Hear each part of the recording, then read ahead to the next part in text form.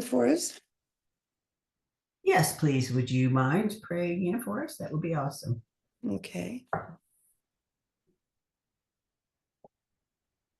Welcome to Thrive, our Thursday evening service. And as I begin with the invocation, what a joy it is to be here tonight in this presence. For there's only one here in truth, and it is that of the infinite mind, that still small voice that lives within every individual. And I know as we come together tonight to listen to Reverend Suellen, I know absolutely that the heart is present of every member of our teaching chapter and of all viewers. And we're grateful for that. And we know that within the heart of each individual, there is that presence of the divine that is always speaking to us, always guiding. And it is our task to listen and to feel the presence in every moment. And that is good and very good. And I know that what is shared tonight is so valuable and important and allows each individual to develop that presence within them even greater consciously. And that is good. I'm grateful for the time here tonight.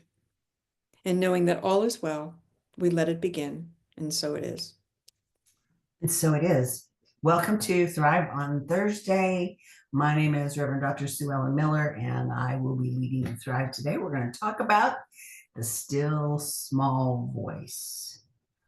It's part of the global theme for this year. For this next Sunday, the topic is the still small voice.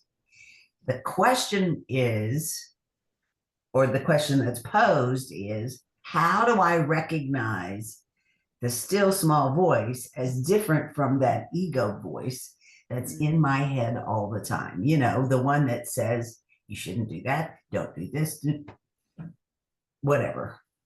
That voice, that ego voice is there, always talking, always chattering, telling us all different kinds of things, including things like you need to sit up straight, you're slouching, you're leaning too much, you just all, it's constant. That's voice that's in our head. How do we tell the difference between that still small voice that's God nudging us, pushing us in some direction, and that ego voice that's talking all the time, the chatterbox that's in our head?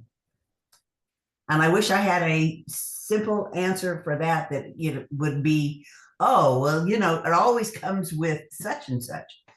But it doesn't. At least as far as I can tell, it doesn't come with all kinds of things one way or the other. I'm working on a clue. And if I get it figured out, I'll share it. But I haven't got it figured out yet.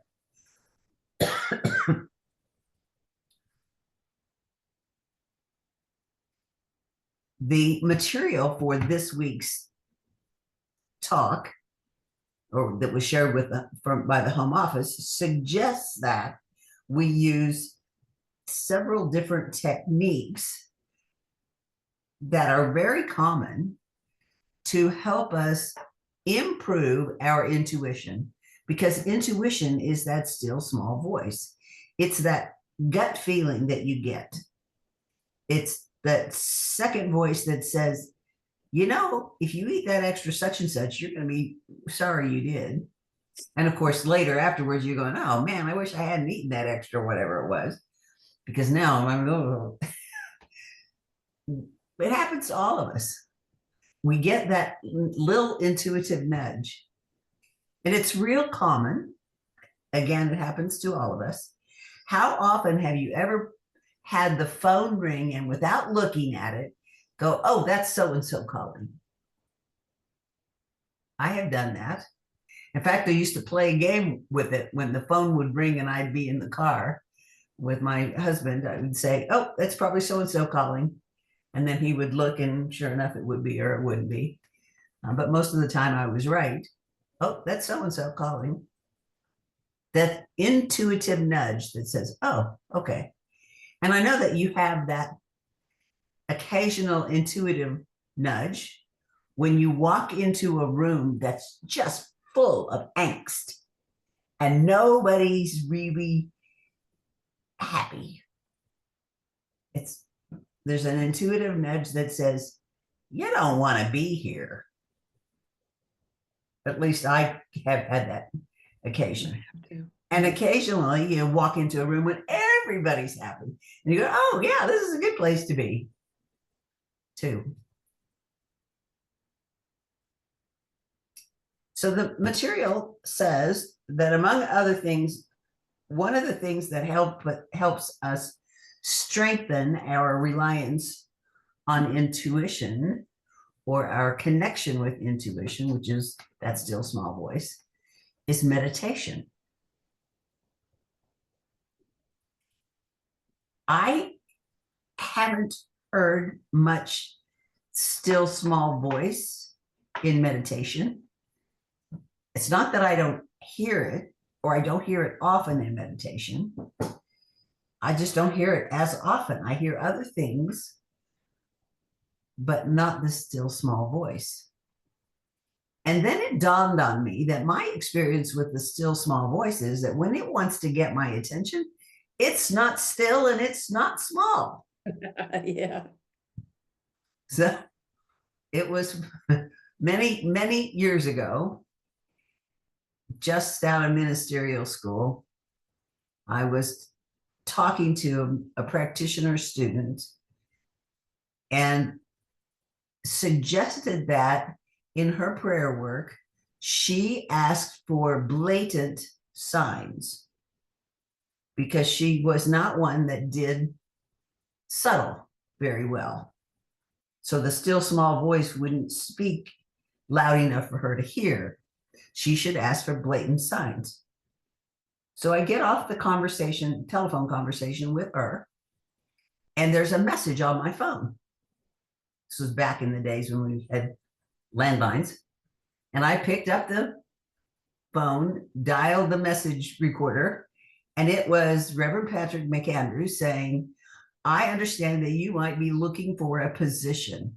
Would you be interested in doing some work here at the Unity Church here in Oklahoma City? Whoa. Now that's a pretty blatant sign, if you ask me. And I wasn't even thinking about blatant signs for me. So I called, and I did eventually go to work for Unity for a period of time.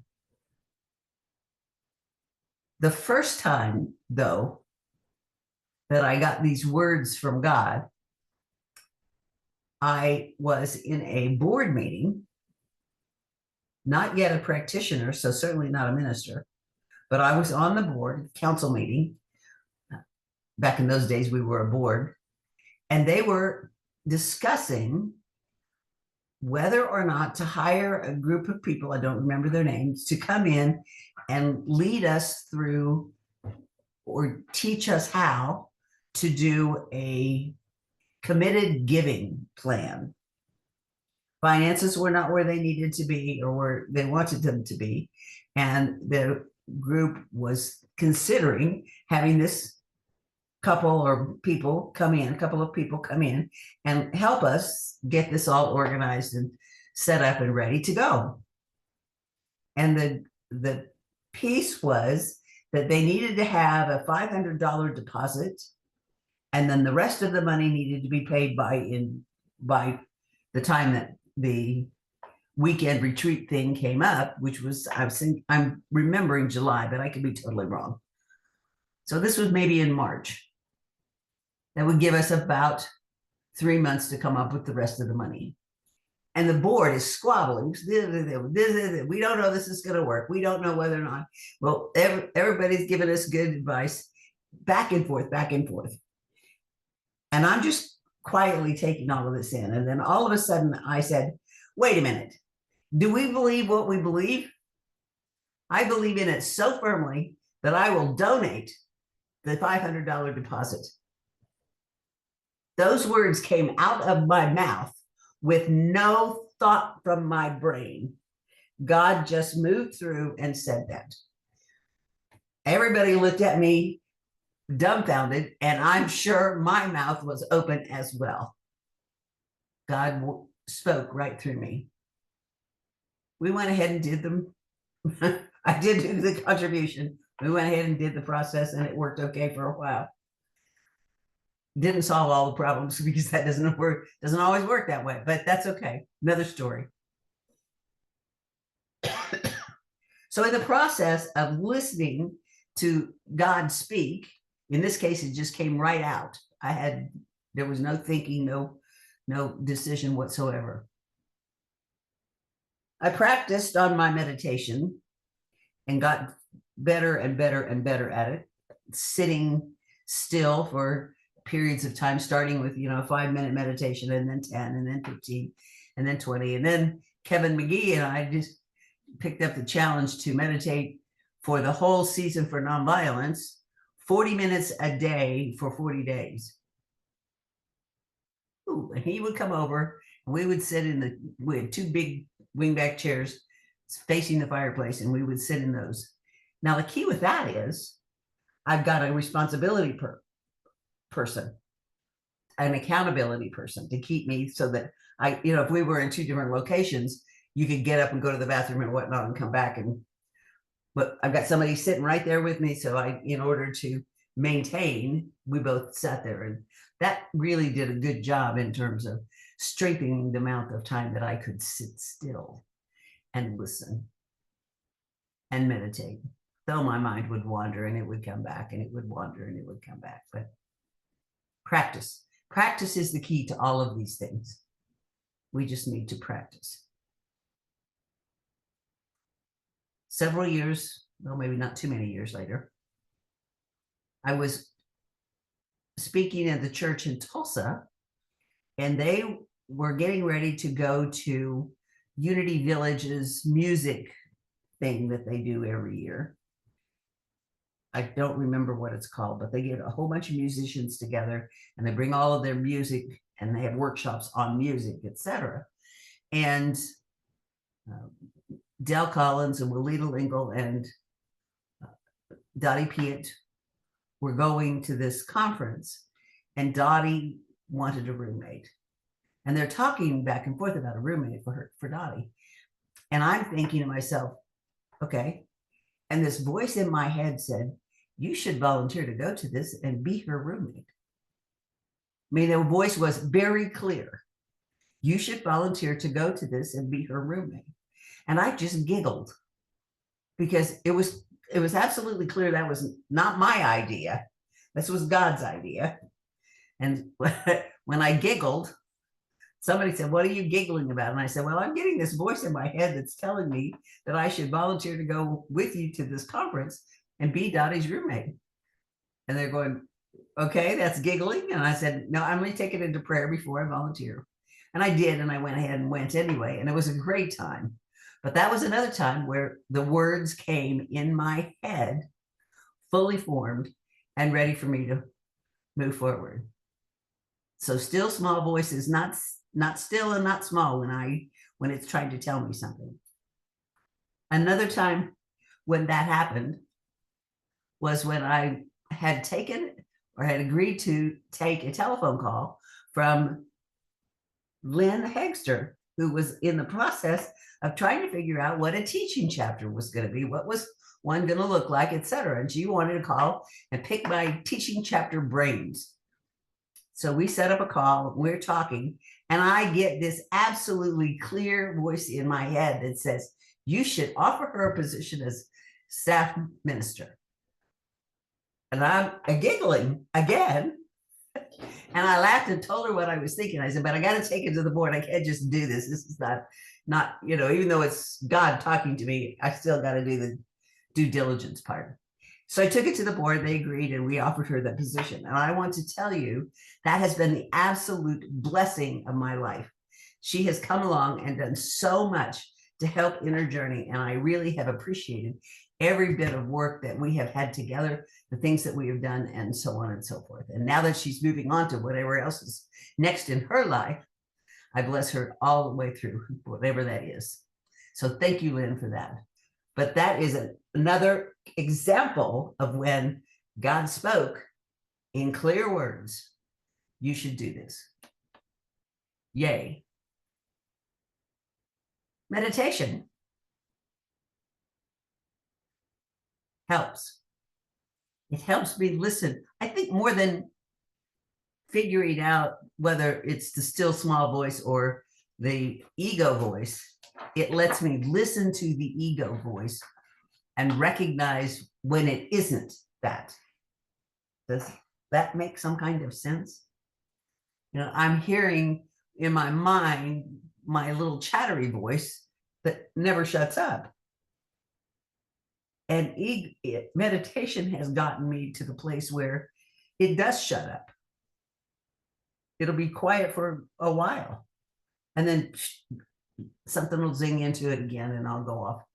Oh, well, we should have such and such for dinner. Or I should think about doing so and so. And maybe if I remembered to wash the sheets on the bed, oh, don't forget to put that on the list to get from the grocery store, kind of thing. My mind goes 90 miles an hour sometimes. But then I can take a breath and bring my focus back to whatever I picked to focus on for that meditation, and allow those things to all disappear.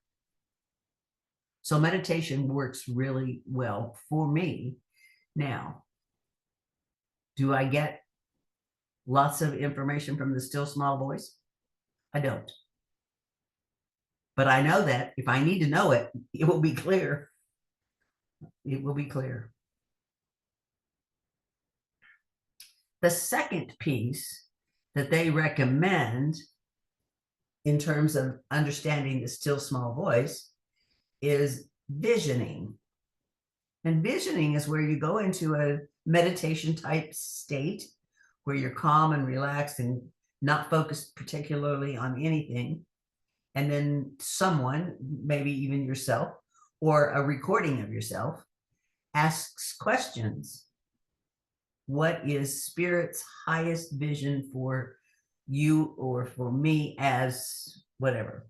What is Spirit's highest vision for me in my life today? What is Spirit's highest vision for me or for the center or for whatever in terms of being or in terms of growing or in terms of becoming? What is the, and then after I've asked the question for what is the highest vision, then stopping to listen and see what it says. And sometimes that vision gives me pictures, sometimes it gives me words, sometimes it gives colors, sometimes it gives nothing at all. And I've learned to be okay with nothing at all and not fill it in with what my mind automatically goes to. Because sometimes it's real easy for me to say, oh, yes, well, God's highest vision for me is, that I should have a new car. Now, that wasn't particularly God's vision, but in my mind, that, oh, I can see me in a new car because I've been thinking about getting a new car. So trust me, I haven't been thinking about getting a new car. I'm quite happy with the one I have. But it could be that's the kind of thing. Oh, God sees me in a new car. Is that really God's vision, or is that my ego throwing that out as God's vision? Because that's where I'm at. So sometimes I have to stop and think. But the answer to me is write it down anyway. Because when I do the visioning again, and then again, and then again, it's the things that keep coming up that are the true vision, not the things that come up today. So today I might have gotten a new car, but tomorrow when I vision, or next week when I vision, I might be getting something totally different. Move to Ohio. Okay. I don't know what Ohio has to do with anything, etc. And I don't know whether that's an answer or whether that came out of left field either. So until I've moved to Ohio several times in a row, or get a new car several times in a row, then I just kind of go, okay, we'll just make a note and keep on going. The visioning then allows the questions to follow with, if this is the highest vision, whatever this is, If the highest vision here is to do a Sunday service, I'll put that out. If the highest vision is to do a Sunday service, what must I become in order to do that Sunday service? What must I let go of in order to do that Sunday service? Or in order for this vision to manifest? What must I embrace? What must I become? What must I embrace, etc., in order to make this vision happen? And if those things all line up, then there might be something that comes in there. But sometimes if you say, what must I embrace to get this highest vision, and the vision was a new car and the embrace is a different job, there's a potential disconnect there, unless one or the other is in critical need of change, or both. So I would want, if I got answers that I didn't understand, then I would then let go of the outcome and do it again at a date. The idea behind visioning is not that you're going to get answers to fill your to-do list. The idea behind visioning is that you're going to get an idea of how you need to grow and expand in order to become whatever it is. And that's listening to that still small voice. And sometimes you get good information, and sometimes we get our ego voice as well.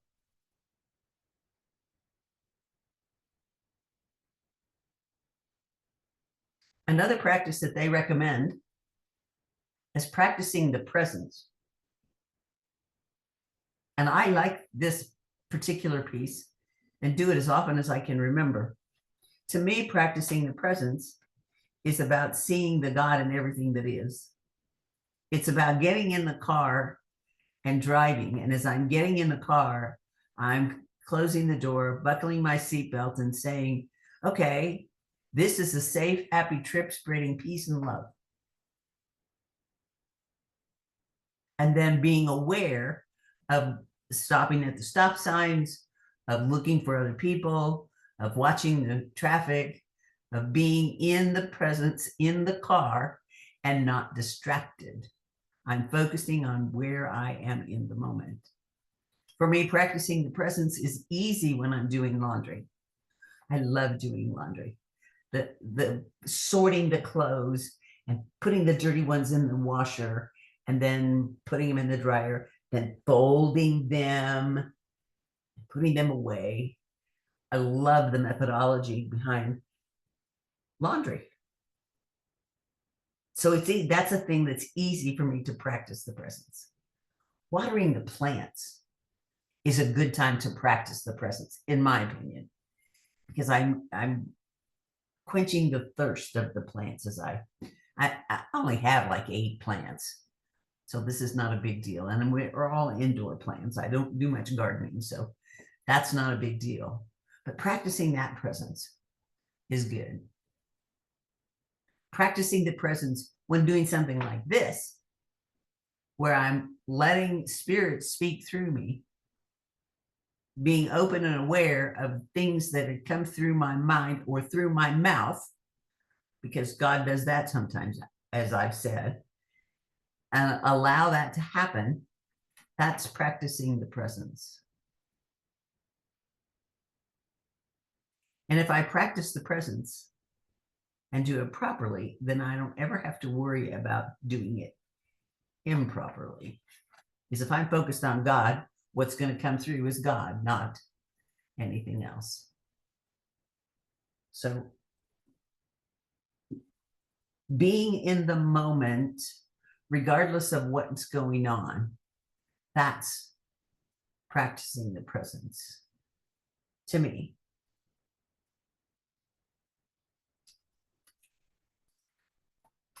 Those are the 3 pieces that they talk about listening to the still small voice in the material that we're given.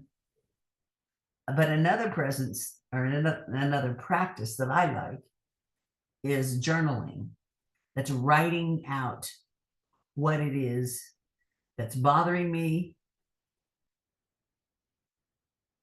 what it is that I think I need to know, what it is I don't know, what it is I want to know.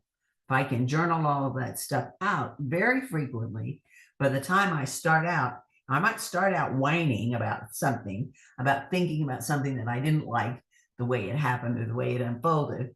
And I am working through that. And as I'm working through that, I just let it be as I'm writing and writing and writing. And I'm going, okay, that's not the truth. The truth is really this.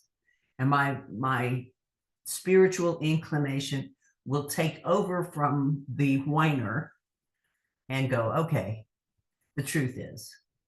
To me, that's also a way to open my mind, because sometimes this still small voice comes through my pencil when I'm writing. Like, oh, there's an idea. Why don't I think about that? Why don't I do that? So that's a piece that for me allows me to listen to that still small voice.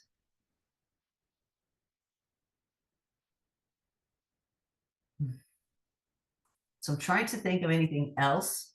I cannot think that gratitude lists come to mind. They're not, to me, they're not as effective in listening, opening up to the still small voice as just journaling is. So I'm opening up. Do you have any ideas that you'd like to share on how to recognize the still small voice, or what it works, how it works for you? That would be awesome. I loved all those things that you mentioned, and meditation, I think, is always the first one. Maybe that's the first one that most people even learn about when we're kind of getting into that. It seems to be like the main modality for that. And I've had different experiences with that.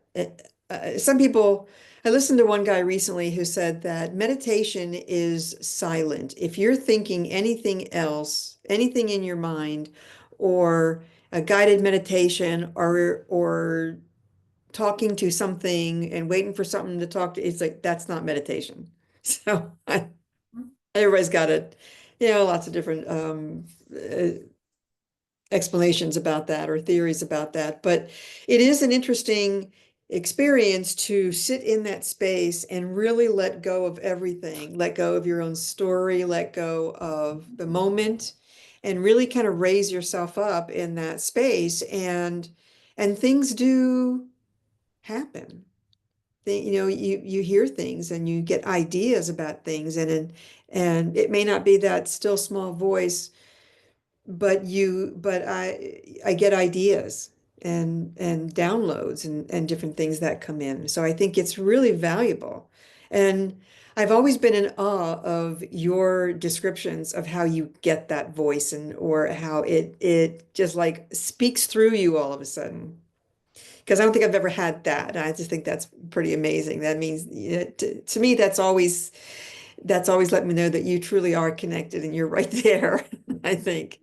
That's really nice. Visioning is always I love visioning, Mhm. and I do it a lot. It's one of my favorite things. It seems like I mean, you still have to kind of get yourself in that space, kind of out of the room, and going inward, upward, kind of making that opening available. But I'm visual, so visioning for me is fun, and I Mhm. get some great stuff from that. And Mhm. so not letting it, not the original instructions were don't strategize, just take what you get, and let it unfold Right. over time. And so I have loved doing that. That's been really helpful for me, and a lot of times in my life. I'm going to practice the presence watering my plants from now on. I think that's great because I do it kind of haphazardly, I think, but most of my plants I bring from wherever they are. I bring them to the sink so that I can really water them well and they can drain and thing. But I think I'm going to really start like touching them and talking to them and really kind of being in that moment with them. That would be almost like its own meditation. Mhm. And I think, but that's in the moment. And I was thinking about how interesting it is. I have taken long walks in the woods and then found a place to sit and meditate in the woods Mhm. because they talk about the energy, the frequency is so different in places like that. Mhm. When I lived in Salt Lake City, you would go up the Wasatch Mountains where I was there. And on one side of the mountain would be evergreens and humid and moist, and you get over a ridge, and then it's like dry desert on the same mountain. It's just such an interesting environment to be in. But I loved the side that was always moist and humid, and I would find a place to sit and ground because you get almost you get more than one experience in that because when you're sitting on the log or on the elements and then you've got everything kind of moving around you. And I can't say I got a still small voice, but I got a lot when I used to do that by Mhm. myself. Always loved going by myself. And I will tell you that I would really like I had a couple little fairy experiences even while I was sitting there.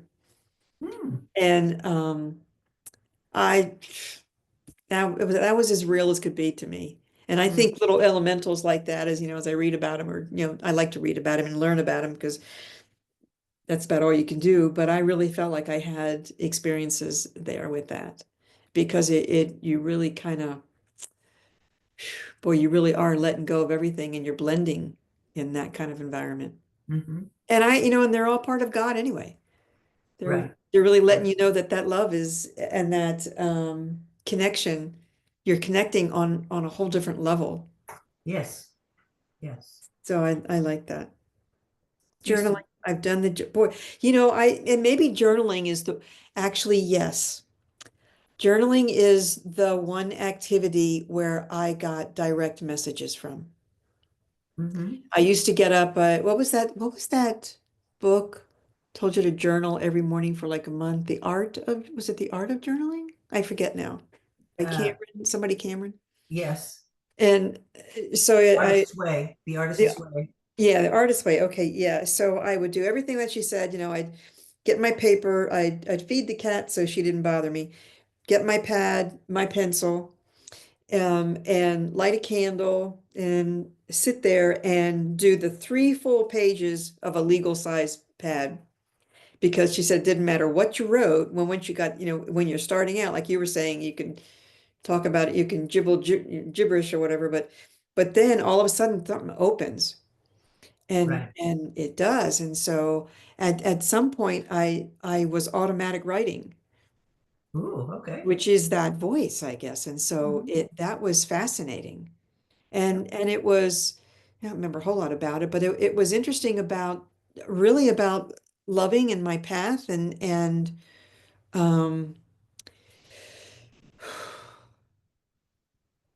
some of it was kind of advice. Mhm. So that was direct and that was fascinating. Mhm. So I probably got the most out of that kind of journaling, but you had to be consistent with it. Yes. And I have some friends that only like to journal type. They don't want to write. And I think so much of our lifestyle is different now where you are typing more. You're not, and so the little small muscles in your hand, they get tired. You're not doing that. But when I did that every single day, handwriting, because they say the energy moves very differently even through your body when you're doing that, if you're doing it for that reason. And I had a lot of stuff come through that way. That was probably my best. It's interesting in that when we did the retreat, inner journey retreat in um, wherever we were in Hot Springs, Arkansas, one of the exercises that Susan Julie had us do was write out affirmations with our left hand Oh, wow, yeah. because the energy moving through your left hand or your non-dominant hand, what she said, your non-dominant hand for me is left. And the energy moving through there is different than the energy moving through your right side or your dominant side. Mm-hmm. So I thought about that for a while, and she is pretty fluent writing either way. I'm like, very interesting. It needs practice. So I got a book, one of those little booklet things, and I started writing as an exercise every morning. I write 5 sentences in my 5 positive affirmation sentences in my book with my left hand. And it is becoming easier to write, and they are becoming more legible. I don't know that they're necessarily any stronger one way or the other, but it's a skill. It's just like anything else. In order to be able to do that well, we have to practice it. It's like meditation. In order to do it well, you have to practice it. If you only do it once a month, you're not going to ever get good at it. You might get okay, and you might actually get answers if the time for the answers to come through is there, but you won't feel it, probably won't feel as accomplished at it. And the same with visioning. If you only do it once in a while, no such ease with it. Yeah. It's one of those pieces. Practicing the presence is, to me, is easier because I can do that anytime, no matter what I'm doing. And the biggest piece is to remember to do it. So I've got these little links in my brain that says, when I get in the car, that's a good time to practice the presence. We don't need to be somewhere besides in the car. So let me put my seatbelt on and ask God for safe, healthy, fun trip, spreading love and joy, or whatever the affirmation is. So that kind of thing. And when I'm folding the clothes, it comes naturally because I love to do that. But I have to work at being in the presence when I'm cooking, because I don't love that. Me either. Recently when I spoke about contemplation, the way Richard Rudd, is that his name, Richard Rudd? Right? Yes. Yeah, the way he described his process of contemplation for him does bring that voice and that guidance. But again, it's a practice. Yes. It takes a lot it takes the time and the practice and the dedication to open that communication, Yes. in whatever Right. form Yeah. it comes. Yeah. Yeah. Um, No. but he describes how his life really changed, and the guidance was so clear after a while for him and through contemplation. So it's another one to add to the list of modalities. Yes, that's true. I hadn't thought about that. And you did bring it up just a couple weeks ago. So Yeah. yeah, I got the book, Oh, did you? but I haven't gotten very far in it. I'm a little bit Yeah, into it. So it's okay. anyway, it's a start. All right. Still small voices there. We will hear it. Or in my case, I will hear it when it's blatant. Yeah. I like the blatant voice. I at one point, the hearing in my left ear produces chimes. Yeah. And I thought this was really special because I have chimes. My ear, nose, and throat doctor says, no, it's common. I'm going, oh, I just thought it wanted my attention for something. The chimes go off in my ear, so I start paying attention. What's God trying to tell me now? And there is another theory that really is a message. And I'm believing for it. I'm yeah, looking for it. yeah, when I get it too, I just kind of like close my eyes for a minute and say thank you. It's like, yeah. Yes. it goes away. Yes. Or sometimes it doesn't. And it just dingles on and dingles again. And it's fascinating. And I only get it in my left ear. I do not get it in my right ear. So I was going to share something else and it's gone. okay. That's the way it works. Oh, okay. So I don't have as many right now, but maybe I do. They're not as frequent right now because my life is different. But I wouldn't get a voice like what you're talking about, but I would get an immediate notion to turn left or do something or say something or go somewhere. And I always took that as kind of that same thing. Right. Very strong. No words, but it was like somebody was just kind of guiding me to go do Right. go do something. An internal voice telling you, directing you, and guidance. Like a hand, almost like, Okay. yeah. Yes. That used to be very common. Okay. Yeah. Well, the voice is always there. I'm just trying to listen. Right. So let's take this all into prayer, recognizing that there is only God, always God, everywhere present, in and through and as everything that exists, God is. And that power that is God is right here and right now, in and through and as me, Suellen, Lynn, anyone watching this video, and everyone else. It's in and through and as us all. It's through the video. It's through the computer. It's through the air. It's in and through and as everything. And I know that that power, that God energy is moving through me as I express it. It's moving through Lynn as she expresses it. It is moving through everyone as they express it.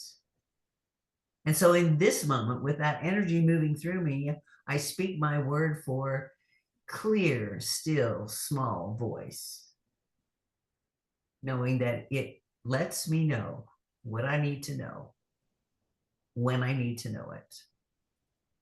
I hear it, I accept it, I acknowledge it, I listen for it, I recognize it, and it is good. And so I am grateful. I'm feeling full of gratitude, so grateful for knowing that that still small voice, that clear, still small voice is guiding me, is guiding Lynn, is guiding each of us the right way.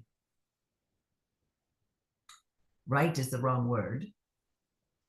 Guiding me in ways that I would like to go, guiding me from the divine point of view. All ways are right ways. Some are easier than others.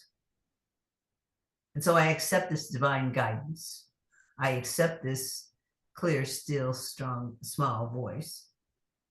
I accept this information and move forward expressing the divine. I know this is true for me. It's true for Lynn. It's true for everyone who hears these words. And so I release this prayer into the law that says yes, and only says yes, knowing it is done and complete here and now. And so it is. And so it is. All right. So if you would like to make a contribution to Inner Journey, you are welcome to do that with the phone number. You can text to 405 337 9739. Again, 405 337 9739. And today's word is grace. Grace. Awesome. All right. Thank you very much. Turn the recording off.